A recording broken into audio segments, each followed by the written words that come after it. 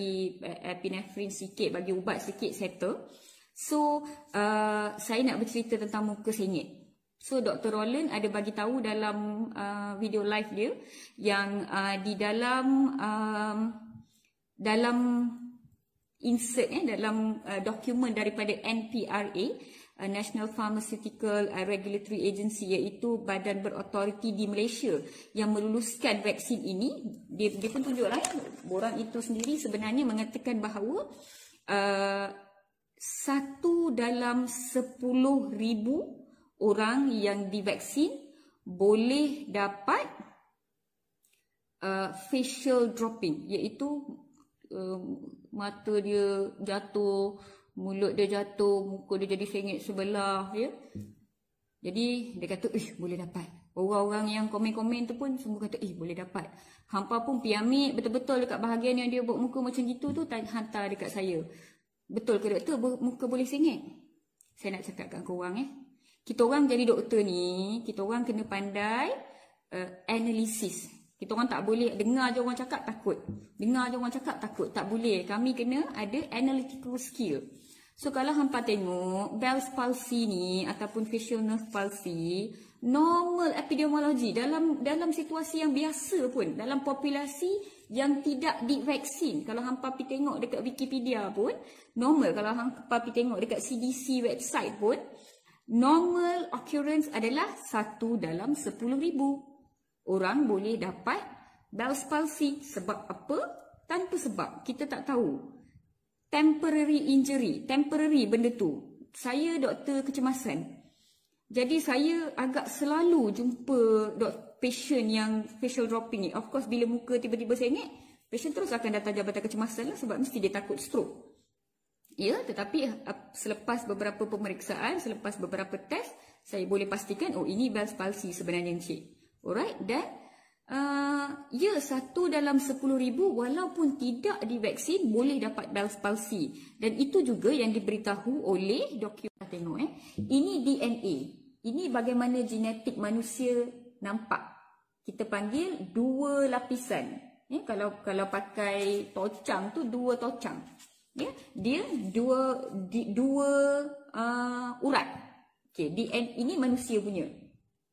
Coronavirus, dia virus tau, dia kecil, dia tak berapa nanopartikel tau. Coronavirus punya hak ni, satu sahaja, RNA virus, dan bentuk dia macam gini.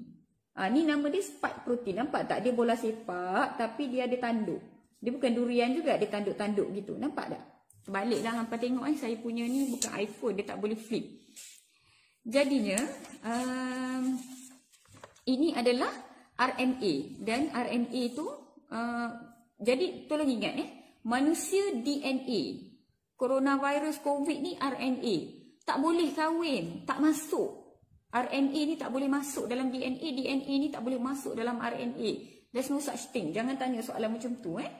Kalau kita makan ikan, kita tak boleh makan ikan. Kalau saya ambil chicken stock tu pun saya cocok dekat kamu, kamu tak akan jadi ayam. Takkan berlaku benda-benda begitu.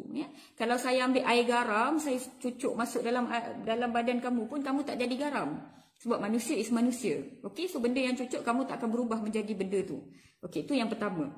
Yang kedua, saya nak bercerita tentang apa itu mRNA. Kita kena fahami dalam badan kita ada berbilion-bilion mRNA. Apa itu mRNA? Sorry kalau yang tak nampak tu, ini sel. Ini sel dalam badan kita. Contohnya sel dekat tekak, sel dekat mata, sel dekat tangan, sel lah, apa-apa sel badan kita ni ada beribu-ribu sel. Jadi setiap sel dia ada, kita panggil dinding dia. Saya buat simple je tau, ni jangan jawab dalam exam macam ni, confirm fail. Ini nukleus. Dekat dalam nukleus ni ada DNA, ada yang saya tunjuk 2 urat tadi. Dekat luar ada ribosom. Ingat 2 ni je, yang lain-lain tak payah ingat, kita tak nak exam. Nukleus, ribosom. Dalam nukleus ada DNA. Jadinya DNA ni dalam badan kita memberikan information untuk badan mencipta segala protein dalam tubuh kita. Contohnya nak buat sel kulit, kita kena tahu warna kulit apa. Nak buat sel rambut, kita kena tahu warna rambut apa. Nak bina air mata, semualah, semua benda dia kena datang daripada DNA. DNA kena bagi information. Tapi DNA ni dia simpan je tau. Dia macam CPU.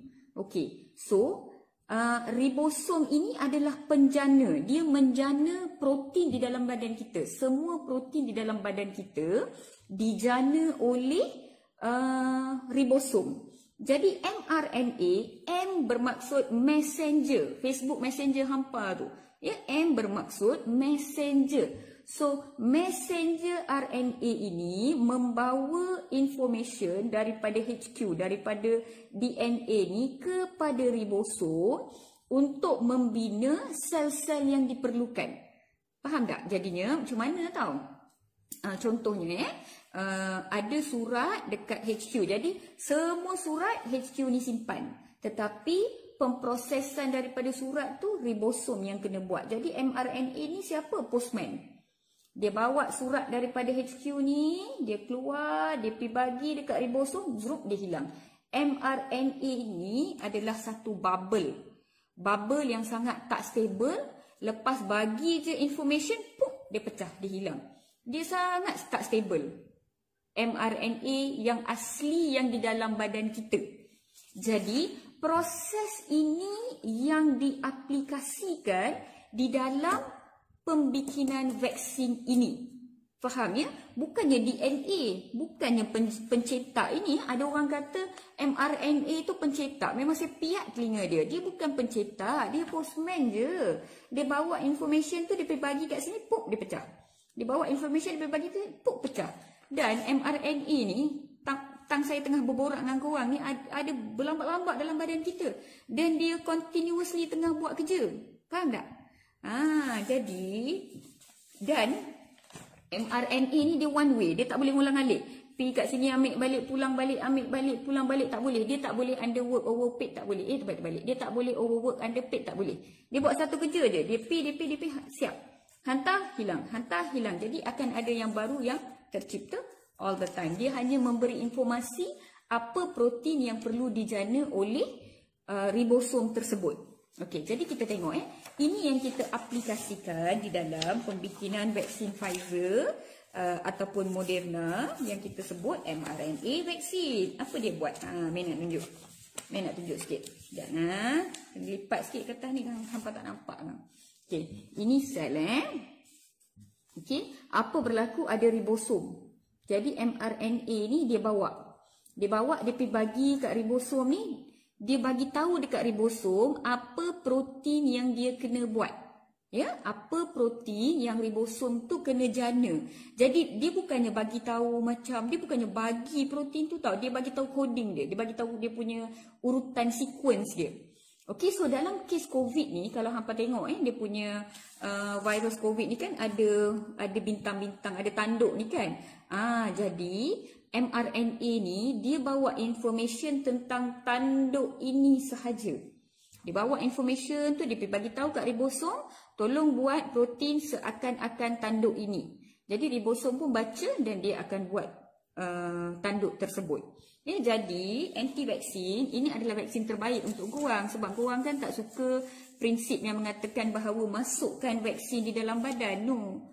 Dalam teknologi ini tiada vaksin yang anti-vaksin kan tak suka prinsip masukkan virus di dalam badan. Jadi di dalam teknologi mRNA ini tak ada istilah masukkan virus di dalam badan. Kita hanya memberi information tentang sequence protein tersebut. Dan badan menghasilkan spike protein itu sahaja. Bila badan kita, sel darah putih kita nampak, ada benda baru lah pula. Apa benda ni? Bila dia tengok, ada benda baru. Jom, attack dia. Macam gitu. Dia pun attack lah spike protein tu. Dia dah kenal dah. Pupu dia makan. Jadi bila kalau ada virus COVID yang betul-betul datang, dia nampak je spike protein tu, dia akan attack. Dia akan pupu sebab dia dah belajar tembak dah sebelum ni. Jadi prinsip mRNA vaksin diberi kepada kita, ribosom menghasilkan spike protein tersebut dan badan kita mengenali spike protein dan juga menghentam dan hentam spike protein tu dan menghasilkan antibody macam kita belajar menembak. Tembak. Awak belajar tembak betul-betul. Bila awak jumpa orang yang betul, awak boleh tembak. Sama lah Jadi awak belajar tembak. Jadi dah tembak. Senang. Itu dia punya dia. So, last but not least, saya nak sebut mRNA vaksin Pfizer. Apa ada dalam satu botol ini? Sebenarnya dalam grup Facebook COVID-19 Malaysian Stories, kami dah share. Kamu boleh join grup tersebut. COVID-19 Malaysian Stories ada dekat wall saya ada share. Sangat bermanfaat, banyak information yang saya share di situ, tapi itu adalah grup private. Sebarang cerita tidak boleh dibawa keluar daripada grup tersebut. Saya nak bercerita tentang mRNA. Okey, botol ni, apa benda yang ada dalam botol ni? Satu, of course lah mRNA ni dia satu benang je macam ni. Kalau hang manusia, hang dua benang. Kalau hang bukan manusia, dia jadi satu benang macam ni. Jadi kalau orang tanya, mRNA itu boleh tukar genetik dia ke? Korang jawab kat dia, saya manusia lah. Saya ada dua ikat. Benda tu ada satu je ikat. Tak sama. Hang cakap macam tu kat dia. Okay. So, dia ada mRNA ini. Yang pertama. Okay. Lepas tu.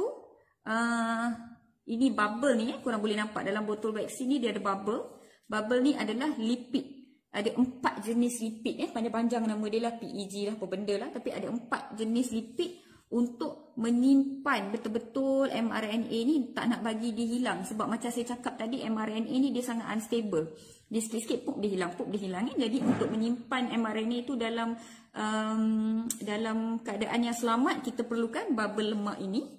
Lepas tu letak garam sikit. Garam ni wajib lah. Buat apa pun kena letak garam. Kalau tak garam nanti kita akan tak sedap tawar kan. Jadi dia letaklah garam sikit. Sebenarnya garam ini adalah untuk menjaga pH di dalam vaksin ni. Lepas tu gula. Kalau tak garam jangan lupa letak gula. Kalau buat sambal pun hang dah letak garam, tak gula sikit pun sedap. Kalau tak gula nanti mak saya marah. Jadi kena letak gula. Gula ni adalah dalam bentuk sucrose. Sebab apa? Sebab bila pH benda ni perlu disimpan di dalam temperature yang sangat-sangat rendah, negatif 70 degree. Jadi mereka takut yang bubble ni menjadi terlampau sticky, not too sticky. Dia takut dia macam dia melekat-lekat macam gitulah. Jadi dia letak gula sikit nak bagi sedap, betul tak? Jadi garam dengan gula ni benda standard lah. Jadi sekali lagi tak ada modal untuk anti vaksin sebab tak ada aluminium, tak ada apa benda lah.